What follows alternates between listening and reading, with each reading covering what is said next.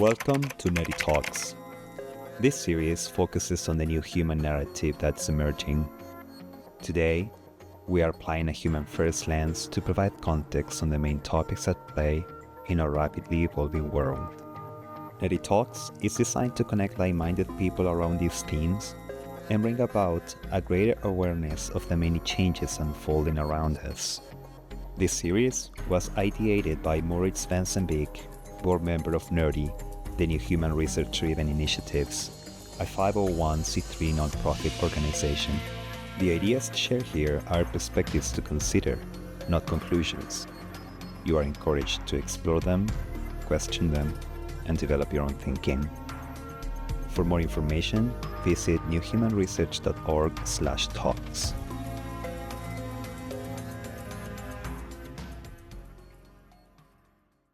Hi, I'm Felipe Diaz, and I will be the host of this series.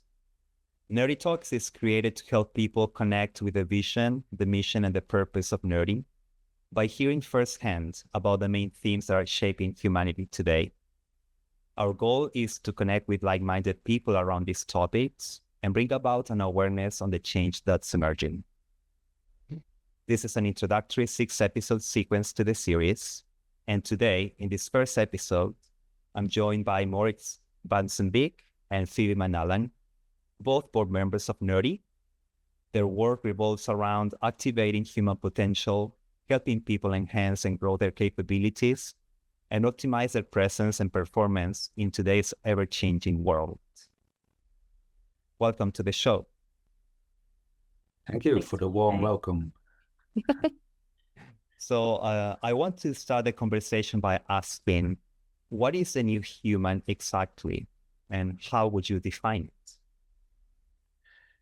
it? It is a very general understanding. At first, of course, it could mean a lot of things, but we would say that the new human is a compassionate being with awakening capabilities, and that's quite a encompassing definition for now, but we can unpack that in our conversation today. If you look at what would then be the old human, in relation to which the new human is emerging, we could say, we evolved from people on the savannah to living in tribes, becoming more, we were hunter-gatherers, we gathered around the campfire, had conversations as well. And then we evolved into sedentary people living in villages, cities, and now we created all kinds of states and actually a global city, so to speak. Everything is connected with everything nowadays. We even venture into space. So humanity is evolving into a spacefaring people. But what then is the new human? It requires that we look beyond our mere evolutionary steps here on the planet, and we evolve into more cosmological thinking beings. So you could say that's where our awakening capabilities are going to, and it asks for more compassion as well, that we think that we are in this together instead of against each other. So I would open with that definition to unpack further in our conversation. What I would add is, first, we almost need to look at how we define human before we even go into the new human and look at the old human. And when I think of human, I think of human as an embodied relational being whose dignity and sanctity are inherent, meaning that they're not derived from intelligence or productivity or technology. So when we start talking then about the new human, we want to keep the definition clear in what is a human. And how do we make the distinction between what is a human and what is a new human?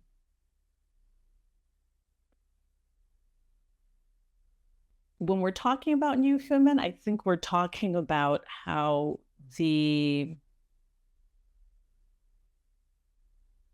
environment and the culture is now impacting our progress and our development. And so the new human is shaped by all of those external factors, and then internalized is moving to another level of understanding of how they would interact with the world. I would agree with that. Yes, in the past we were often seen in relation to apes, that human were slightly differently evolved apes with surpassing the mere involvement in the environment. We can have a reflective stance towards it, but now we created all kinds of new environments ourselves, even digital and virtual environments that return back to us, that give us different kind of reflections on who we are. So we have new relations to think about that. We are not mere apes anymore in that kind of evolutionary psychology, but we are also kind of virtual beings to which we have to relate ourselves. So there are a lot of things shifting and moving in our understanding. If we are pure natural beings, or do we have to become more technologically evolved beings? And that's a discussion we will open as well, because we're on a crossroads like that. There are people who say, no, we have to move back to that more natural understanding on the one hand, and there's this movement that says, no, we have to become more technologically advanced, and maybe we even become more like hybrids with machines and things like that. So to get clarity on what it means to be human in this day and age, we have to unpack these kind of thoughts and relations. Where do we come from? Well, it's nature. But where we are going to is into the universe, but we need to be kind of technologically advanced in order to survive that in the space shuttles and everything. So that's the wider scope of what new human could mean. Yeah, and it seems in today's ever-changing world, as I mentioned before, feels like every day we have more demands. We have more things to learn, more things to integrate. And what is a healthy way in which we can integrate all these things? I think that's your specialization, Phoebe? How we're integrating these things. I think the most important thing is to preserve the sanctity of human life. That's what's central as technology advances. And it's easy to say that because AI, for example, can process faster than the brain or than a human can, there's more value in that. But we can't forget the human brain itself has 86 or more billion neurons. It has over 100 trillion connections. We don't even have AI models that can analyze the amount of connections that the brains have. And so again, that's part of the sanctity of humanity. We can't lose touch of the uniqueness of a human.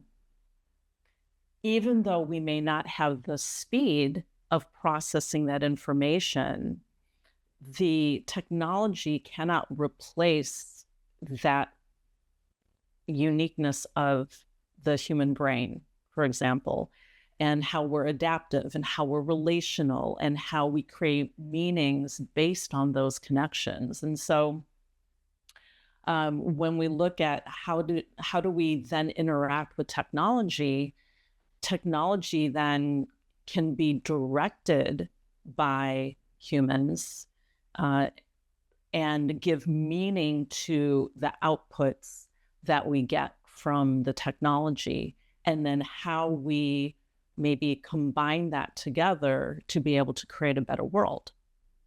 Mm-hmm. It's a complex topic with many moving parts in it. The sanctity of humanity as a central point is something to deeply reconsider, I think, because when we put so much emphasis on AI, as you both talk about, that is becoming mainstream. People just adapt that belief that it then is better or something, and in the meantime they forget that AI, artificial intelligence, is created to reenact a capacity that we as humans have, but to maybe enhance that specific capacity, do it faster, maybe better. But what is better?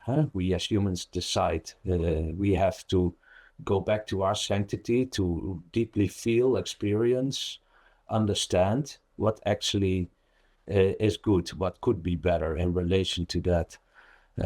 So when we emphasize that AI, for example, should be the way to go, we forget that it's actually created to help us advance certain aspects of our own whole being.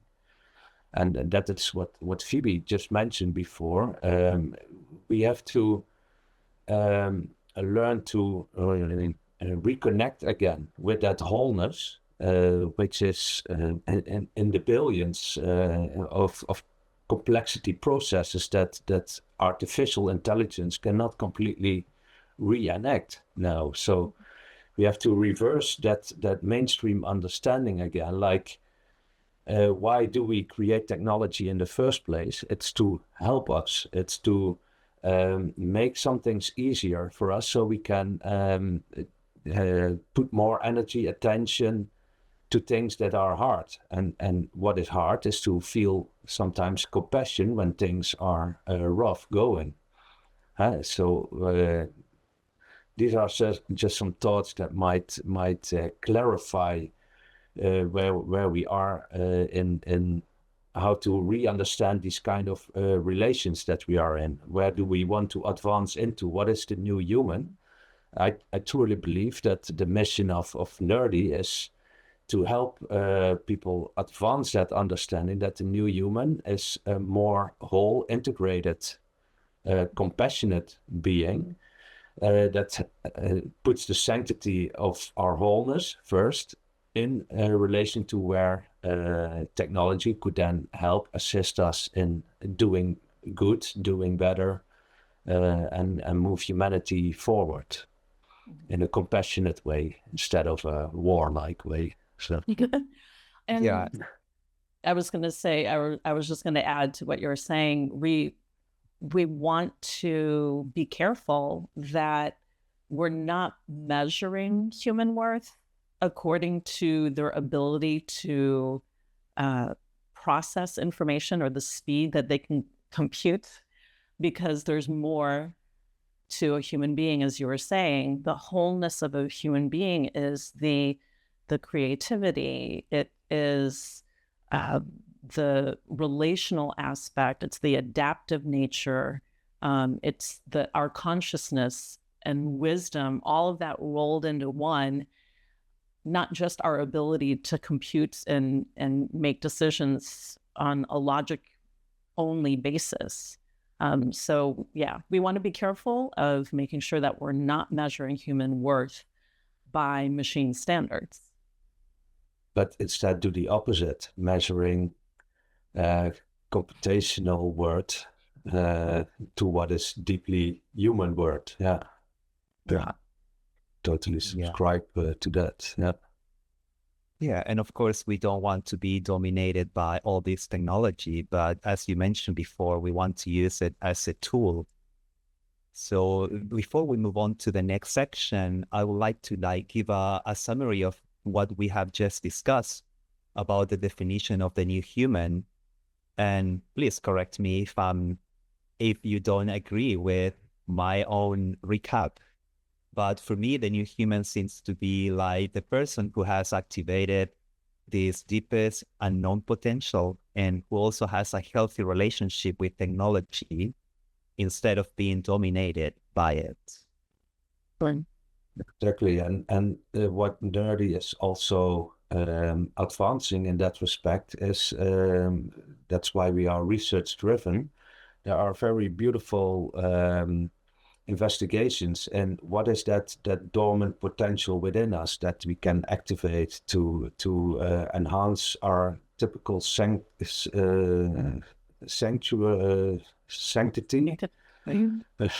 Our yeah, you could say our holy capabilities, what makes us whole, the capability of seeing all these relationships and connections in coherence. And I think Phoebe can chime in on that, especially because she is a scientist herself who is advancing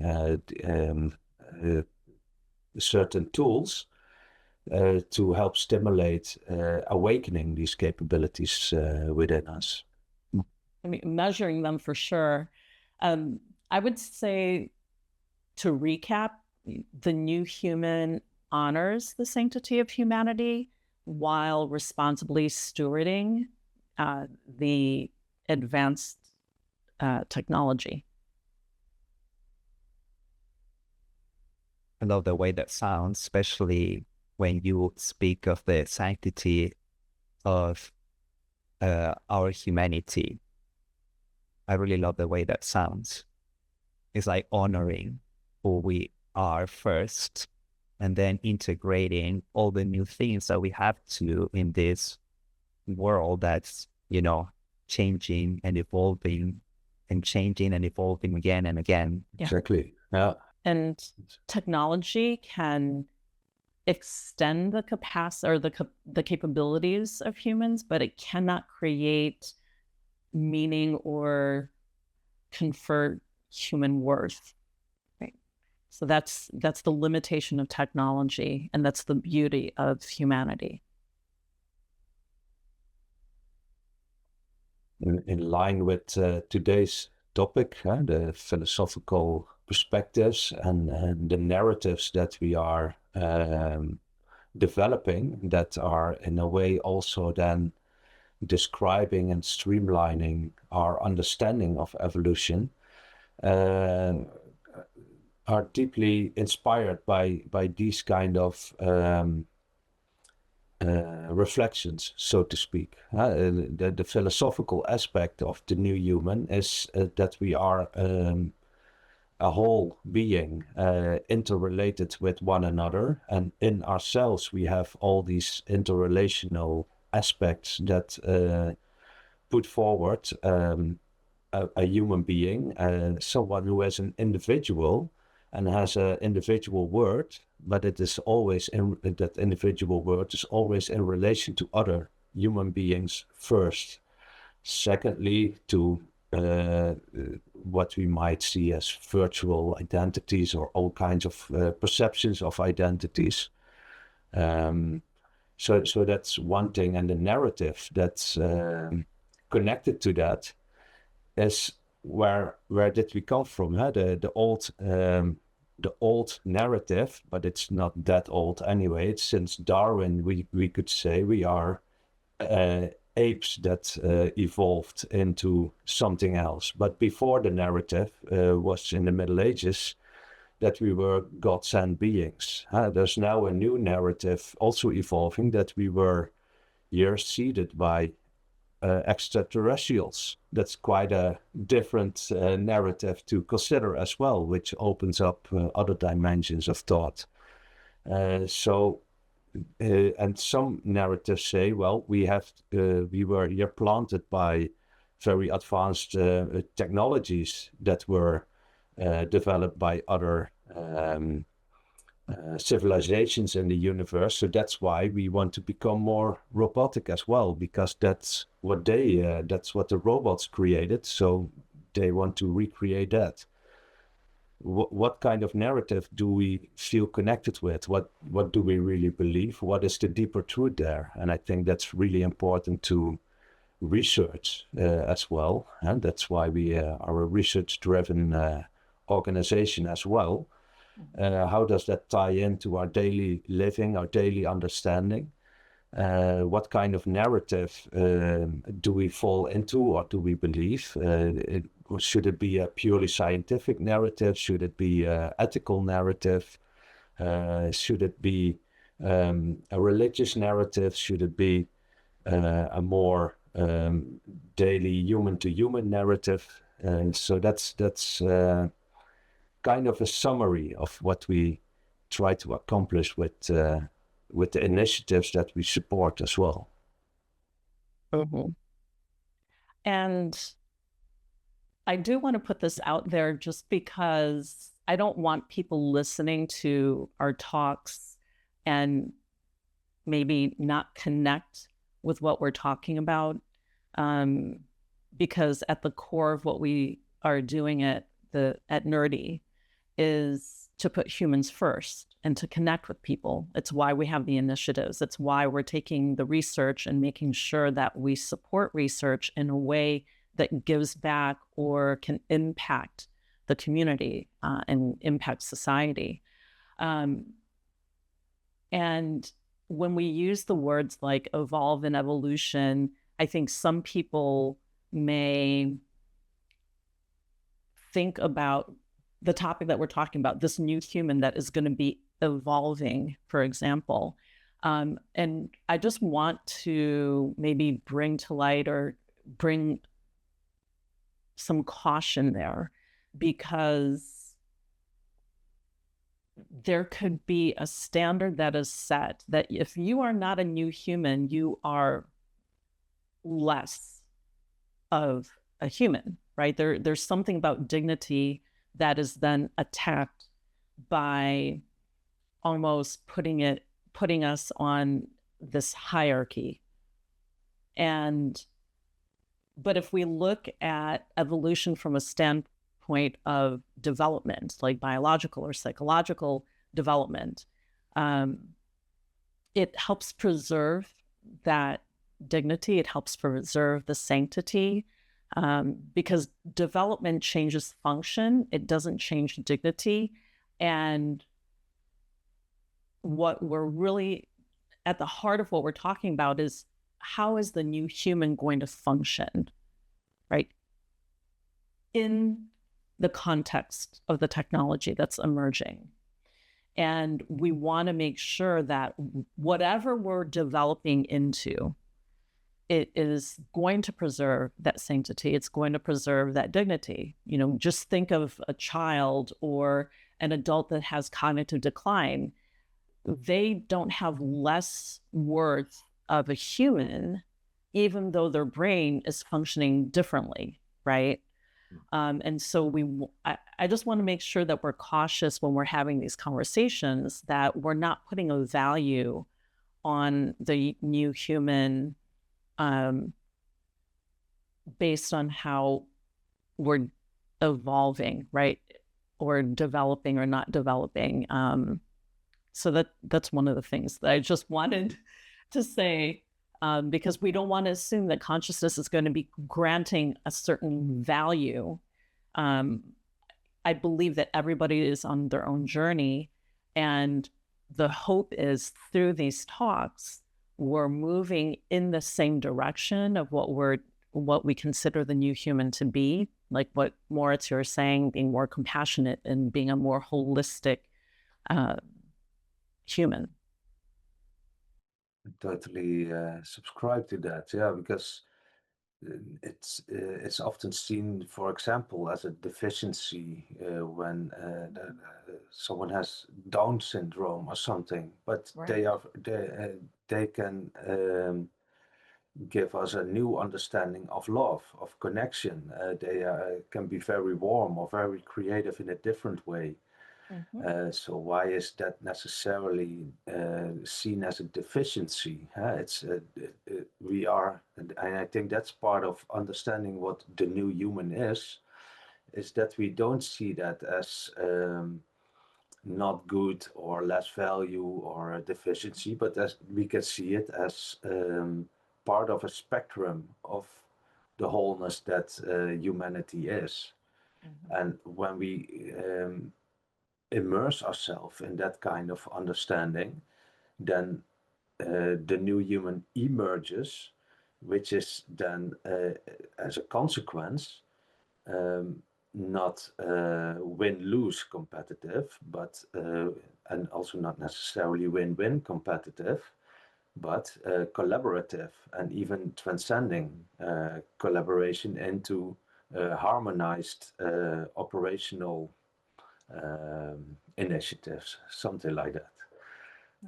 It's hard to put specific words on it because it's emerging. The new human is also open. That's why we have talks. We can find words together for it. Some people would say it in their own language with different words, etc. But that's also why we initiate these talks, so we together can form these understandings, these wordings, these narratives for what it then would be and what it would mean for our relationships with each other. So yeah, and also a new matrix or language that we're speaking. And you bring up a beautiful point about Down syndrome or any other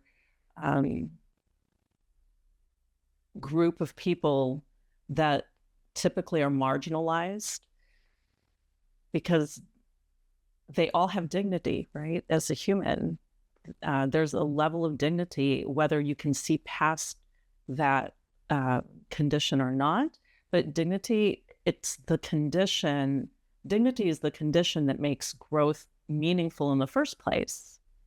And there's so much, there's an abundance of what we can learn if we're just open. And I think part of that new human is that openness to the beauty of humanity. And when we preserve that sanctity and we preserve the concept of human dignity, then we open ourselves to a new level of seeing how we are connected to each other and the human race. Yeah, I really like all the things that you are bringing to the table. I especially resonate with what Maurice just said about the new human. And it seems to me that, well, it seems to me, and it should seem to everybody, that this is not a competition about learning and integrating more. And I am the new human because I can achieve and I can integrate more and I can be more. But I'm also able to integrate these marginalized groups, as you mentioned, Phoebe, and people with different levels of different capabilities, different abilities, but that they are integrated in this whole system as we learn more and we integrate more. And it seems to me that that's what every big organization should be doing. Not only organizations, but also governments, and it should be in our politics and in everything we do as a society. yeah, and I hope that the NHRDI Talks would provide a safe space to explore these topics in relation to all these sectors, all these fields, all these aspects of contemporary society, because there's still a lot of development to to embrace there. Thank you for hosting these talks, therefore, and bringing it to the forefront. Yeah. And I also want to highlight what Phoebe mentioned, that here we have a human first principle. As we are mentioning, we are putting humans first. And this principle is compassion. something that is so needed these days. Exactly. Yeah. Great. I think that's a central point. Compassion, wholeness, integration, understanding. You could even say love, joy, just to for some kind of a diversity that we are blessed with, that allows us to understand ourselves. If everything was like a simple monoculture and all the same, how could we then actually develop what it is, an understanding of what it is? It's like with day and night. How do you know what day is if there's no night, and the other way around? So how do you know who you yourself are if there's no other? How do you understand someone else if there's not someone else as well to relate that to? So I think that that's part of what new human could also mean, that we have this not polarizing understanding of that in a way that is putting it in a conflictual relationship, but seeing it as a inherent necessity for self-understanding, for helping others, for developing together into what's coming next. And I want to add, because technology is always about progress, right? And as a society, we're constantly looking for progress and moving on the next frontier. But what if progress, when it comes to the new human, isn't about being more than human? I think there's an implication like, oh, new human means that we're more human. I don't know if that's even possible, but what if progress for humanity isn't about becoming more than human, but being more faithful to what our shared humanity requires?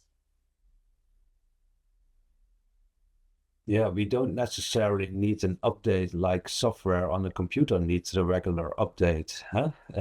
That's kind of a reverse thinking, like, oh, our brain is like software. No, it's the other way around. Software on the computer tries to recreate aspects of our brain, and that's why the software regularly needs an update, because we as humans are already inherently wholesome.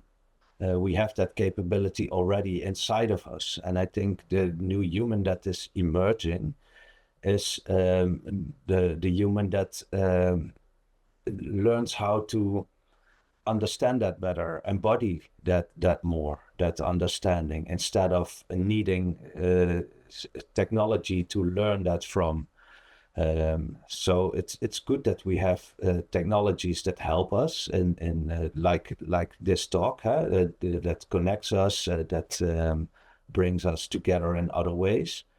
But we don't have to put that as a primary thing before we decide that we come together. So I think that's a very nuanced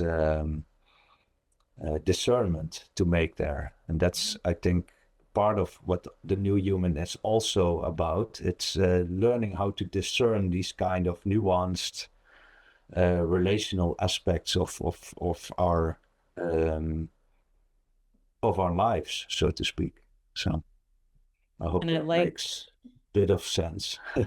No, yeah. When you said embodied, I was thinking the word embodied right when you were saying it. And so, yeah, the new human embodies the fullness of what it means to be a human.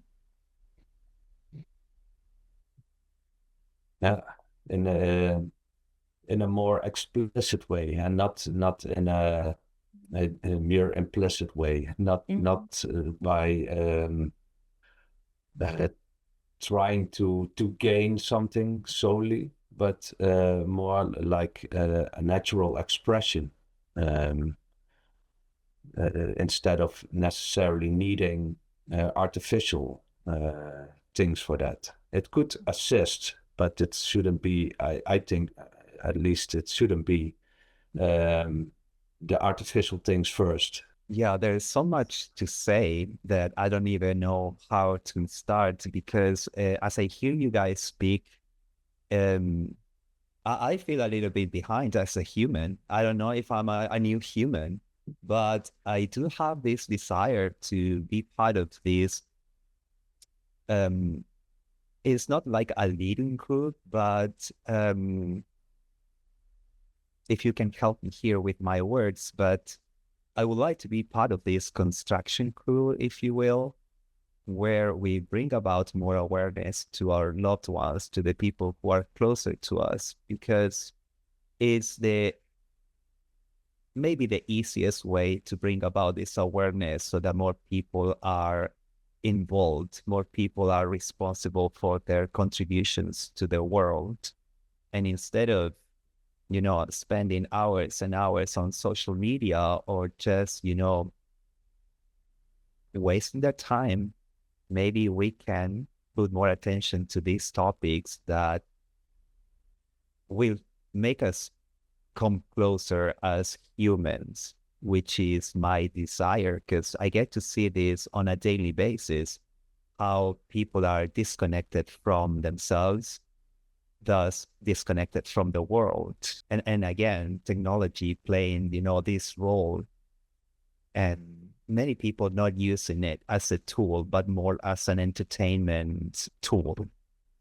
And it is just my desire that we can integrate it and we can make the most of it.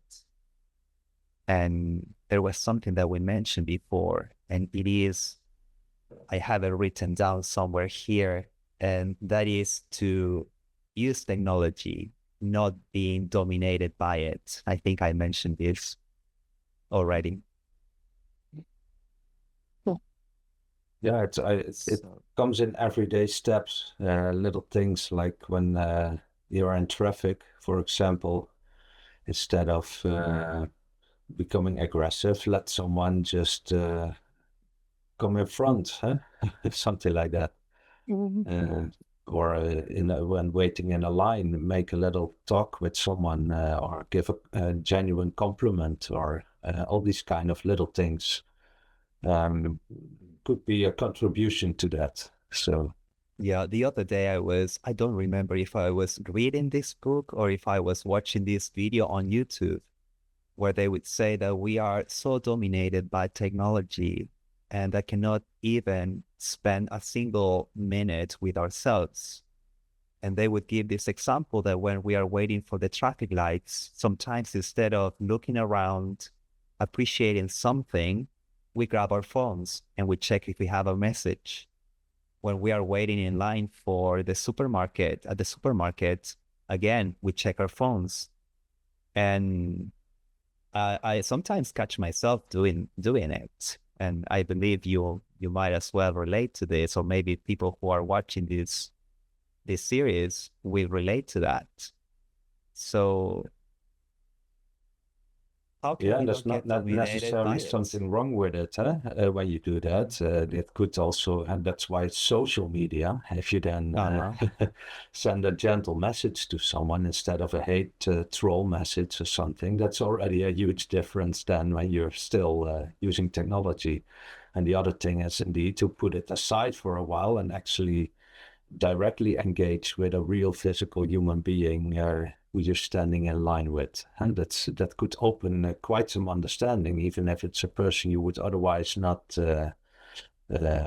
engage with or become friends with. You don't necessarily have to be, but just asking how their day is going could already enhance understanding. And maybe it stays with the line, maybe it's opening a whole new friendship for the rest of your life. You never know.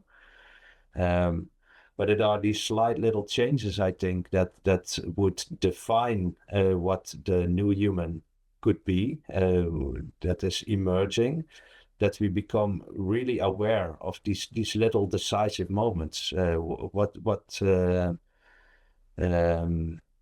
direction do we choose for ourselves? Is it to have a friendly remark to someone, or is it to quickly post a hate message under a post from someone else? It are all these kind of little decisions in the moment.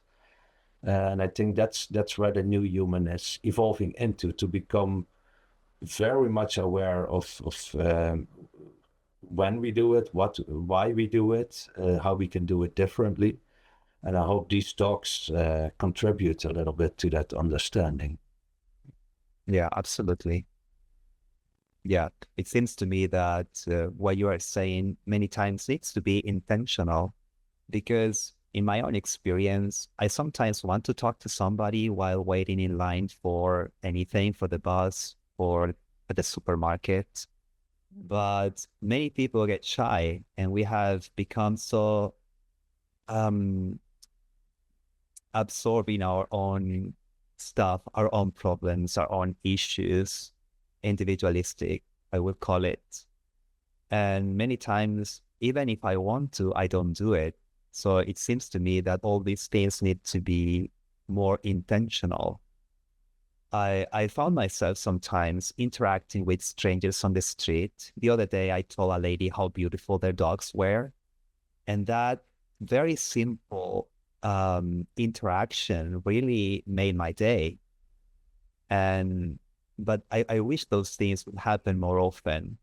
So it's my own commitment to maybe when I'm going somewhere, instead of bringing my phone and being dominated by my phone, I just bring my credit card or my debit card instead of bringing my phone to pay with, Apple, and stay more present.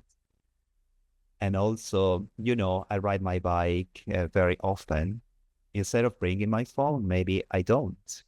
So that will force me in a way, or I don't want to say force, but maybe it will motivate me to interact with real humans. I think it's a simple action that it's a simple action that can help. Yeah, you both bring up great points. One of them being the choices that we make to be intentional in how we show up, and the level of presence we bring to those who we interact with.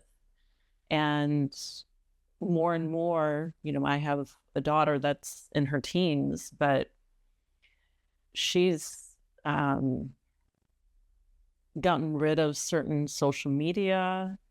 She puts a timer on her phone. I think the next generation, they're getting to that point where they're understanding we're missing something by not connecting,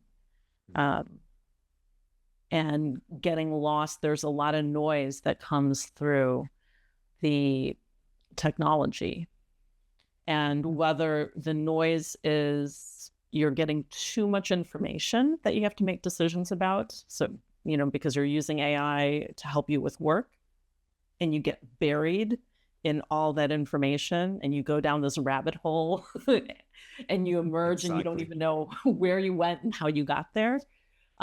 To the social media side of things, again, with the technology, that is a fake version of connection, right? Uh-huh. And so there's a generation of people that are aware of that, are making those conscious decisions. And I think that's part of the new human. The new humans represent maybe not the conversation or the vernacular and the more technical, philosophical side of things and the way that we talk about it, but in the way that they're living it out, they're feeling that. And I think, again, that's part of the sanctity of humanity, that there's this creativeness that pulls us. And yes, we can use technology to help us with the creativity, but there is there's an impalpable type of creativity that occurs when we're in connection with other humans. In a very similar way in having these talks and when we talk with one another, and how that opens up more avenues of thought that challenges our own way of thinking or expands the way that we are thinking. And so I hope more and more people join in on the conversation, and whether it's formally with us at NHRDI or within their own circle, so that there is that intentional choice of presence. I think you open up a beautiful dimension of new hope there. That what you say about the new generation, they intuitively feel what it actually means to be human, and that it is not by looking at a screen all day, but by having genuine connections. So there's this deep intuitive knowing somehow that was covered up or silenced by a lot of noise, but it cannot be completely silenced. It is something that it's like a ball that you try to press underwater. At a certain point, it has to get loose, and then it has to come out of the water again. I think that's what you described there beautifully. Like the new generation, we had like the past 10, 15 years, this deep human intuition of we need to have genuine connections in order to feel alive, to actually feel ourselves being a human, to feel ourselves as a worthwhile individual. That was pushed down in a way by all kinds of noise and idealistic ways or icons of how we should be. But now the new generation feels, well, it's not completely genuine. It's not completely doable. That kind of sense of perfection that we have to live up to. We are, in a way, good in ourselves, and we can reconnect through that understanding again. So that's why they then, wipe some of their profiles, or say only 1 hour a day, or put it on silent that they don't get the messages all the time, etc.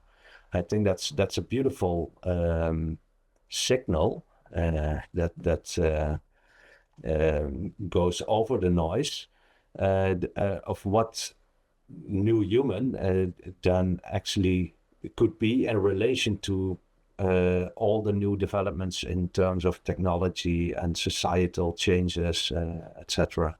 It doesn't necessarily have to conflict, but the new human then has a more balanced, more harmonious relation with it. It's not that we should get rid of all the technology, because it's also very beneficial. It helps us in many beautiful ways as well. It also, and there are new things that even help people who had health issues because of certain developments in technology. They can live a meaningful and fulfilling life again. Then people who had a stroke or something, who couldn't move a limb because of certain technologies, they can move the limb again. But that's a beautiful thing, huh? So it's not against these things, but it's about understanding how it can actually create a more harmonious living together. I think that's a beautiful point to ponder upon, maybe a bit more, also for the listeners, and in your own silent time, or when you sit in a subway and just going with the flow. What does it mean, that intuition? What do I actually sense, feel, or what kind of connection do I have with everything that I'm moving through? I think that's a beautiful way.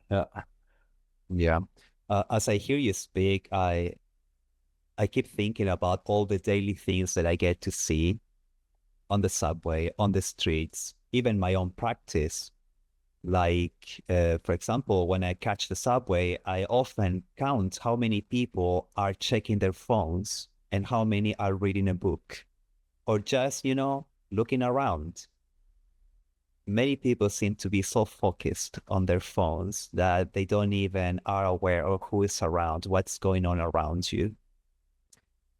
Um, I also think of this friend. She is part of the new generation. She is only 24 years old. And when I first met her, I remember she had her iPhone on a scale of grays. So no colors, just black and white and gray.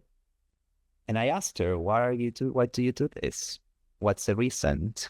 And she told me that colors make everything more attractive. So by having those black and white or scale of grays, she would be less tempted to use social media or her phone, at all. And another thing that I see in younger generations, and this is something that I really appreciate, is the new wisdom that they bring. And especially with social media, where they feel that you don't have to overshare like my generation does. And I don't know if you have seen, but many people don't even have a profile picture. It's just a black picture or a white picture or a purple picture, any color. And they don't even have many posts, only a few ones and maybe a highlight. So I really appreciate how they are using technology these days and how they are teaching us that there is another way to use social media in this case. And I also feel that it's a way to protect your privacy. And once again, the sanctity of your privacy. And yeah, I just love the wisdom that these new generations are bringing. And of course, we have to pay attention because their brains are wired in a different way, in a more modern way. We know that new generations are more and more intelligent and more capable. So they are the ones that are bringing about change to the future. So I just want to share that because as I hear you speak, I keep thinking about all these daily things that I get to see. And one more thing, in my own practice, I try to put the technology not in my room. So my phone stays in the living room, my laptop, everything. Because what happens if I bring it to the bed? I check social media until I run out of battery. However, when I bring a book, the quality of my sleep improves big time. So it's just a little reminder of the little things that we can do to improve our lives and to use technology the way that we are doing right now, for specific things. Like right now we are recording this. I have my camera, my microphone, my laptop, and a few other things around. But there is purpose in this. It's not just entertainment. It's not just, domination. I just wanted to share that. And Phoebe, I think with your research, you also use very advanced technology to monitor what's happening in the brain when we actually use technology. So that's a very reflective position as well, but it's a beneficial use of these advancements that we can actually see and measure what's going on inside of our organism. In order to then help where needed or support people in their further development or helping them overcome trauma, for example, helping them in integrating new understandings, new beliefs that could elevate their lives. Maybe you could share a bit about that as well. Yeah, I mean, that's a great point, especially when we look at the initiatives, the Chicago Brain Initiative, for example, that we're doing. The science and the technology, as you said, can be used to aid and help us versus just dominating our lives. And one of those ways is taking the technology to take a look at what is happening in the brain. And Felipe, when you mentioned about reading a book versus being on your phone as you wind down the day. I can't remember if it was Denmark that made the decision to take tablets out of the school systems. And the reality is, when your brain is reading words on a paper, it processes that differently than words on a screen.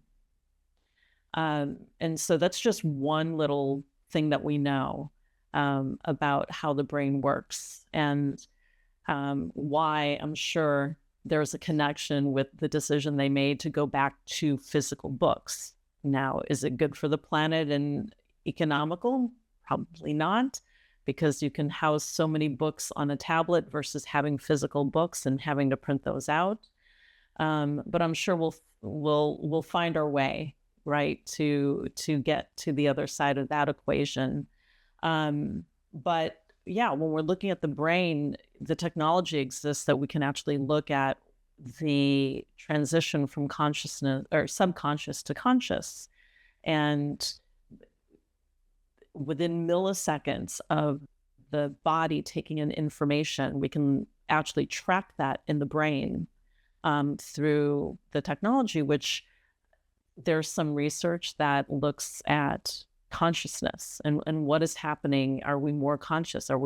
Which again comes down to processing speeds, right? Like, at what point do we become conscious of the inputs that our body is taking in, the information that's being put in there.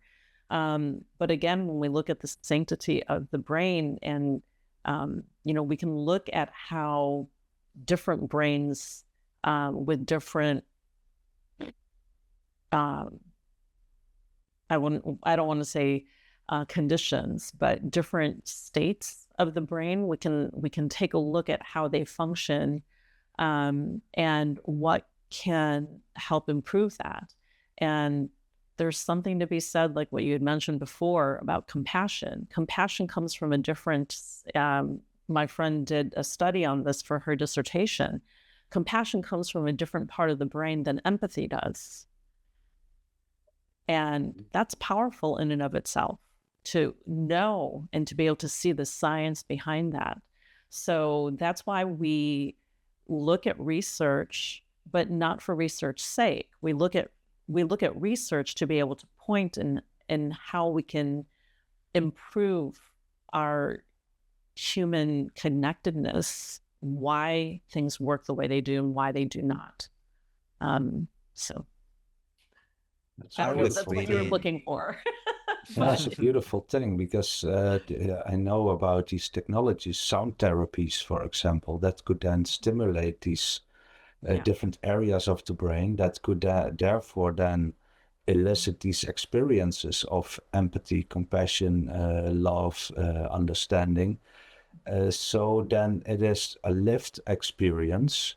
So when they are then removed again from the technology that provides that sound therapy, the body has kind of a memory about it, which can become like a base point to live from again.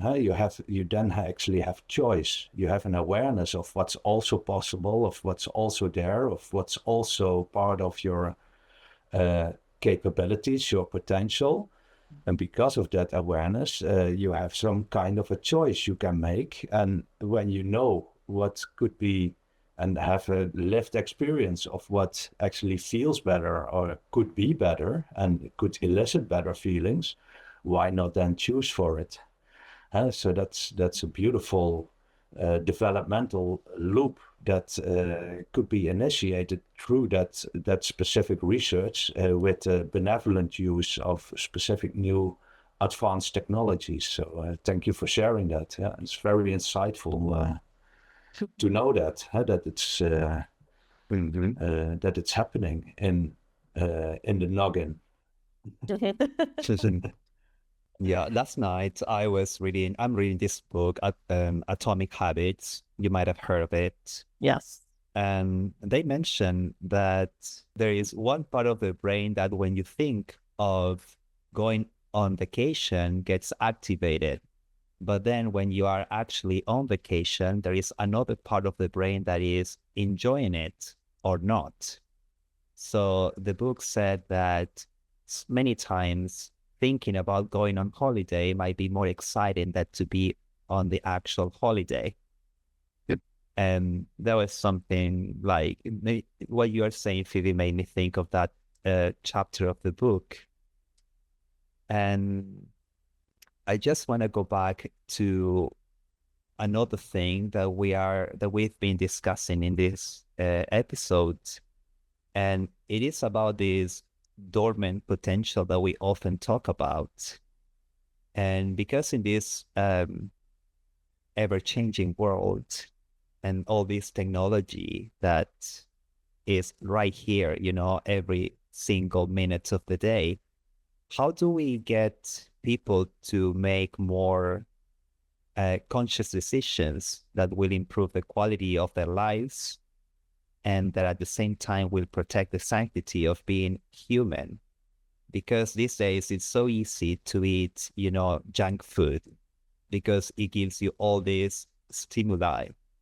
And it's so easy to be on social media all day because it gives you this boost of dopamine. Mm-hmm. How do we get to more conscious decisions so that we get to experience this human potential that we do have inside of us? How do we get there? What is a practical way, or what is like some practical ways in which we can get there? I think one of the best things that happened as a result of COVID was that there was a hard stop for everybody in the world. Mm-hmm. A hard stop in the way that they lived their life, the pace and rhythm of their life. And maybe for the first time in a long time, for many people, they had to sit in silence. They had to sit with less activity and had to be present with their family or just with themselves, right? And reconnect with themselves.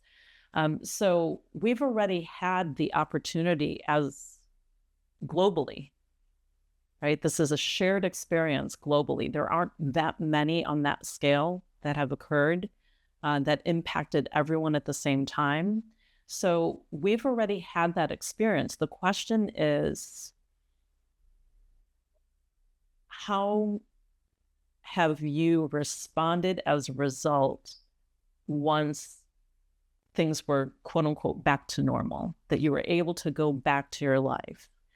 And just taking that time for reflection. And so there's some people that were just waiting, like, I can't wait to get back to the way that I was living my life, or I can't wait to get back to my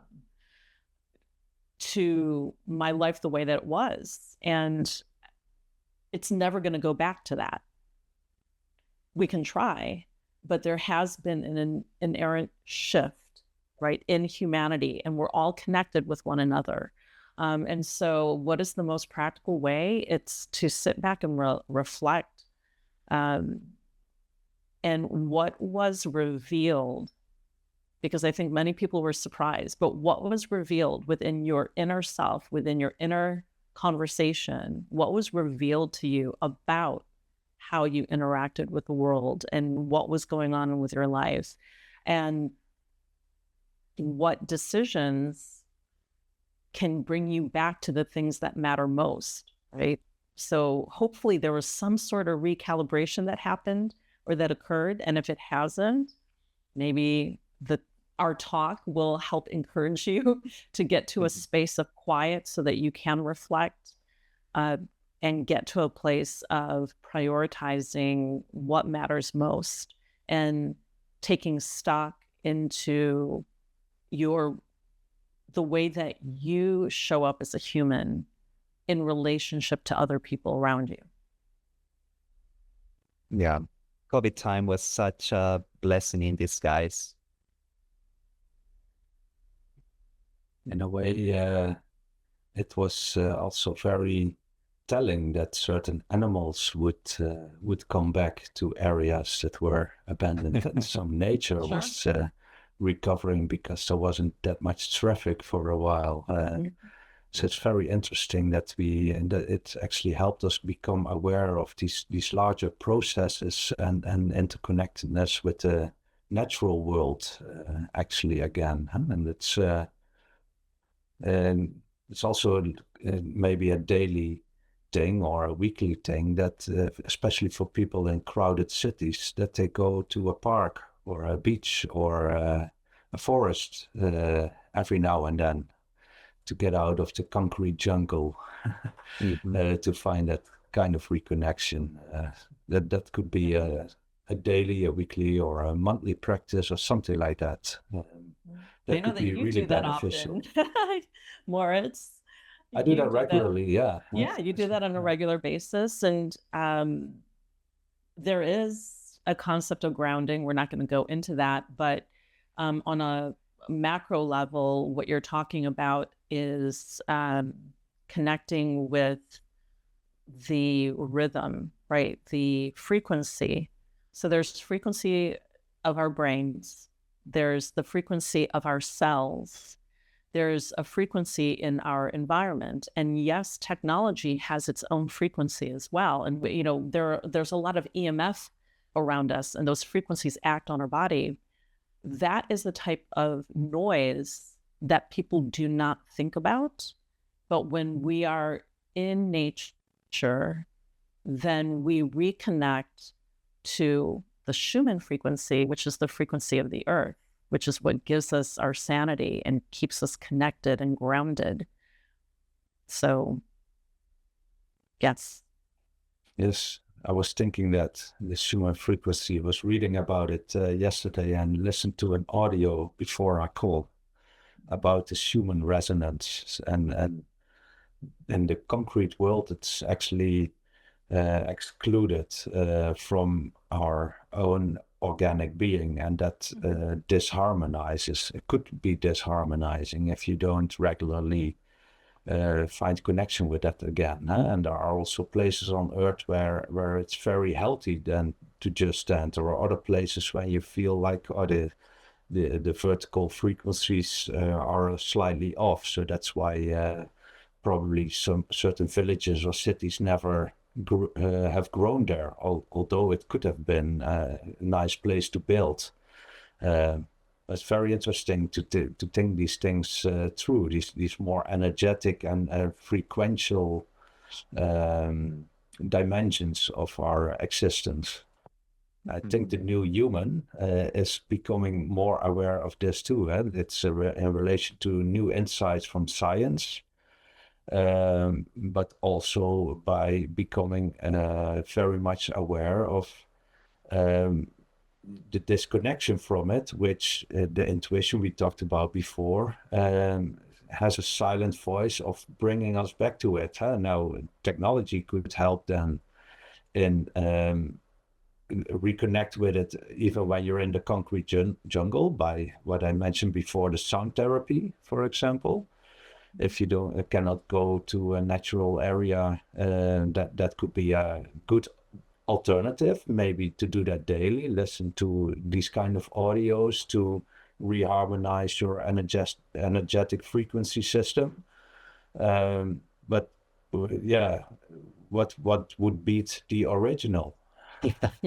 Exactly. Isn't it much more beautiful to walk in an actual forest and hear real birds sing instead of an audio of it? So that or a virtual reality goggles could be great to look at it. I had an experience of a parachute jump with the virtual reality glasses at some point, and it was really interesting to as an educational thing of how certain water lines in the Netherlands were created. But that's a good alternative if you don't actually want to jump from an airplane. But standing on the top of a mountain and have this beautiful view over a wide landscape, and then see what was happening there, have some understanding of developments there. that's maybe a more magnificent experience as well. And we still have a choice we can use all of it now in combination. So that's also a beautiful thing of the time we live in, I think. Yeah. For some reason, it makes me want to go back in time and live in this pre-technological era that we are living in. I just want to live in the mountains, surrounded by nature. But I also understand I'm part of this era and that technology is a big part of it, and that I need to learn how to use it wisely to my benefit and the benefit of our society. And of course, spread it. I think that's a good concluding remark to relate wisely to all the developments we are in. I think that's a very beautiful closing remark. Yeah. We invite you to be part of the conversation by following us on our social media platforms on YouTube, LinkedIn, Facebook, Instagram, and TikTok. Join our community, support our initiatives, and visit our website, newhumanresearch.org.